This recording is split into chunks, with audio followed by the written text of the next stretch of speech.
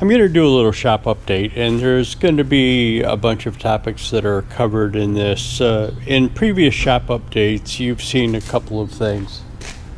One of the things that I showed you in a previous shop update was this board. Now, this board wasn't configured in configured this way when I showed it to you.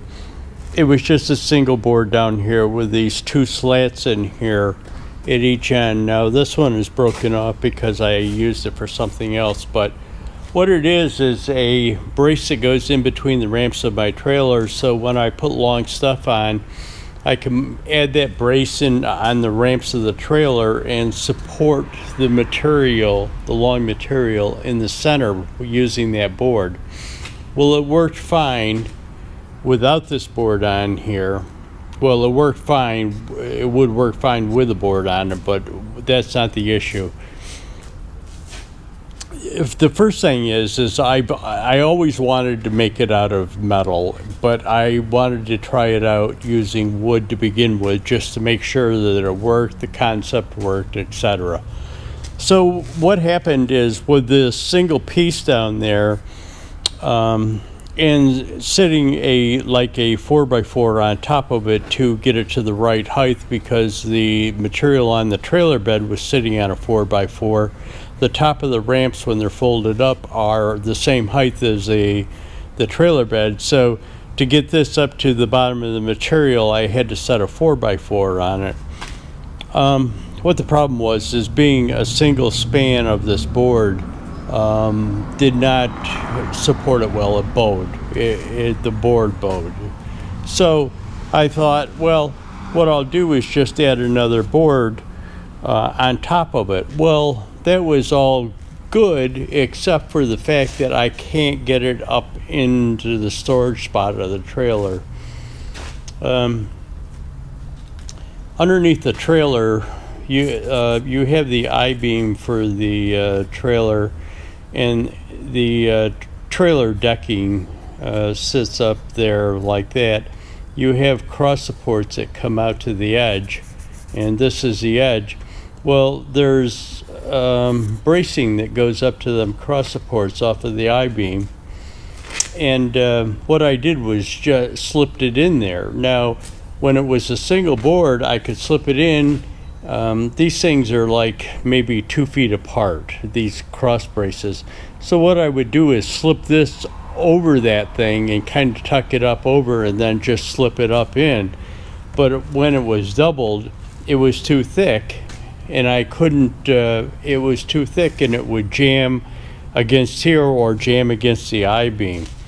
And it wasn't, now I could have made it shorter. If I made it shorter, it would have probably fit, but if I made it shorter, I'm losing the carrying capacity of the distance between the ramps. So what I'm going to do is try and make it out of metal. And what I'm going to do is, for this slot, I took a piece of tube seals, square tube, and just cut the bottom out of it, or cut one side out of it so that it can slip down over it. And then I'll just weld like angle iron to it, and then attach one 2x4 to the top of that, or maybe a 4x4 if I can fit it in there. I'm thinking because the metal is going to be thinner, you know, I might be able to have more room. I'm not really sure yet. So it might end up just being a 2x4 that goes on it, on the top of it. But one of the other things is, well, two of the other things, I fixed that starter. I had mentioned that I had a couple of starters from an old Case tractor, and I fixed them, and I also built this thing. Now, if you don't know what this is, watch the video and I'll explain it. I've actually used this bar a lot in shop updates and fabrication videos, I use this bar a lot. I've just I modified it so that it would work better. But anyways, shop update. I'm down here to Pittsburgh picking up more steel. Got 2 tractor trailers in front of me, but so I can't get in yet. But I just kind of wanted to show you the signs. You know, people that new safety incentive, they put all them signs up there, and what happens is they get so many signs that you kind of miss the important stuff with all the BS of all the other things. But yeah, signs. Okay, another load of steel. This is all angle iron and I-beams on this one.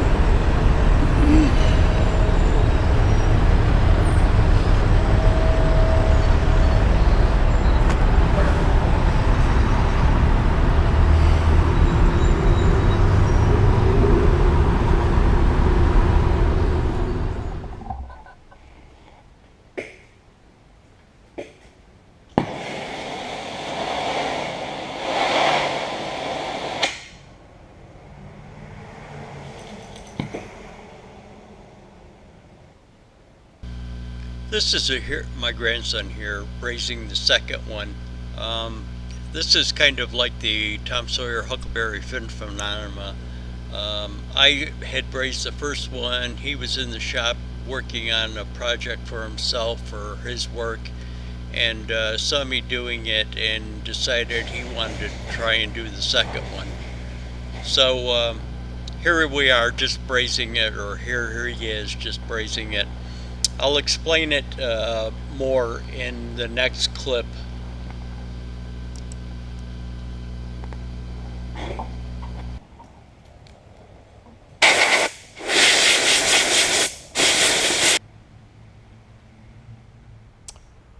I just wanted to kind of show you these 2 case starters now. I threw some video up there of my grandson brazing the second one. What I did is the orange one, I brazed the first one, and then we wanted to do the second one just so that one would be done for the guy too. And he wanted to do that, so I kind of showed you him doing it. I didn't do any video of me while I did the first one. It was kind of a little tricky to braze that on there because it is a copper post that sticks up out of there, and it does have some insulation around it, so it's kind of tricky to get that heated up enough to get the brazing rod to stick without doing damage to the insulation or heating it up to the point where you're destroying parts inside of the starter. So we got them on and put the Bendix back on and checked them with a I didn't have a 6-volt. Well, I do have a 6-volt battery, but I didn't want to bring it down. I just stuck the battery charger on it on 6-volt and checked them, and they work fine. So anyways, there's those starters. This here, this piece of metal up here is the straight edge that I use to lay on steel while I'm cutting with a cutting torch. What I'm going to do is, what happens to it is sometimes it becomes a little nicked laying it directly on the steel. You run the torch along, slag builds up on it, and sometimes it'll actually become a little nicked if it gets too hot. What I'm going to do is mount it on a piece of angle iron out towards the edge of it, so that I can lay the angle iron on it and position this, and it's got a gap in there, a space where the slag won't build up onto the straight edge, and it keeps it up off of the metal a little bit. So just a piece of scrap angle iron that I had, the straight edge, what I'll do is I'll put maybe a little handle on the back of it to just pick it up and carry it around, add a little more weight in the back of it. Then probably what I'm going to do is take it over on the mill, and I'll just set it on the mill and run an end mill down through it so that it straightens it out, evens that edge up even more. I'll bring you back and show you the edge. It's got some ripples in it. It almost looked like it was flame cut, or yeah, it almost looks like it had been flame cut and then ground down, but I'll bring you back and show you that after I'm done. What I'm going to do is throw some welds. They're going to be a little longer than stitch welds on the back. I'll flip it over and then weld it out on the back side of it too. But I'll bring you back for that. And there is those stitch welds that I put into the back side of it. Now what I'll do is I'll go underneath and do a little welding underneath there too. But I just wanted to show you that. What I had done is I had just taken a flapper disc, and this angle iron had some paint on it, so I took a flapper disc and just ground off the paint on that before I did it. Put them stitch welds on it. Just sitting up on end, and that's kind of what I was talking about right there. It almost has that appearance of being flame cut and then ground off, but that's the underside. What I'm going to do is throw some welds into here. Same thing, stitch welds. I don't want to interfere with the bottom of it. I don't want to get the weld over the angle iron so that it creates a uneven surface to sit on. But I'll throw some stitch welds in there. Then I'm probably going to clamp it down over on the mill and run it through the mill just to get a straight edge off of it. Now it doesn't have to, when I just run the mill down it, I don't have to get it straight, because whatever line that I'm going to be cutting, I can just set this to it. It doesn't have to be parallel with the line. That angle iron doesn't have to be parallel with the line. As long as this is a straight edge on this thing, just run the torch down the edge of it as I'm cutting. So I set the straight edge of this after it's milled off to the line that I'm going to be cutting. I'll bring you back when I show it to you. And here it is. I've just got it on the mill and I'm running it down through. I'll go back and put some oil on that.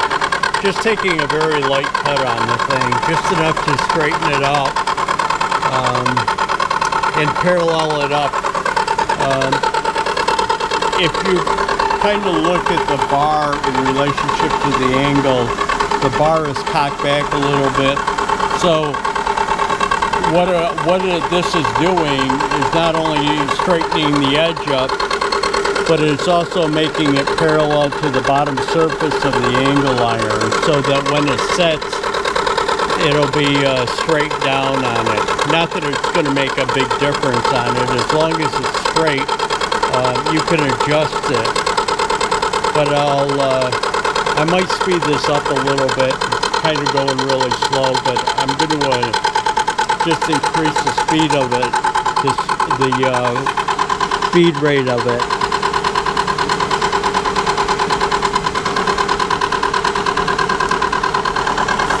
That's up to 1 3/4 inches a minute. I'll bring you back. What I did is increase the feed rate on it. As you can see, it cut that first start, but it's not cutting right now. As a matter of fact, I'm going to increase the feed rate a little bit more. I'll just run it down through to see if it's going to catch or get any of the rest of it, and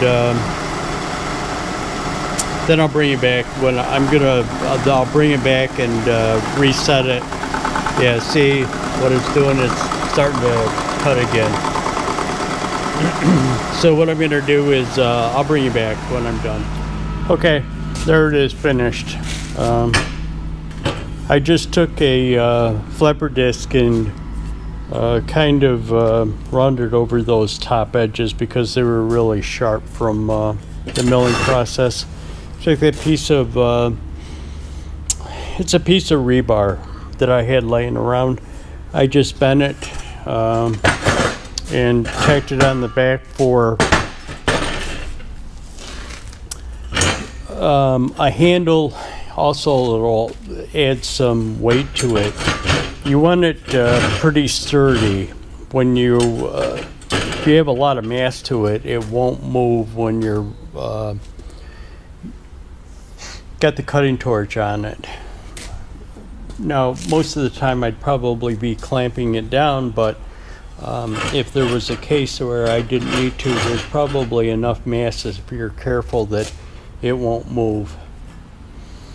Let me, well, you know what I'll do is I'll grab the other camera and just show you how it kind of works. And the reason for grabbing the other camera is you need kind of two hands. Now, the cutting torch is disconnected from the head of the thing, but you can understand the principle. What you do is you just lay it along it, and then you can pull your torch along and get a real straight cut on it as you're going down through. But anyways, there it is.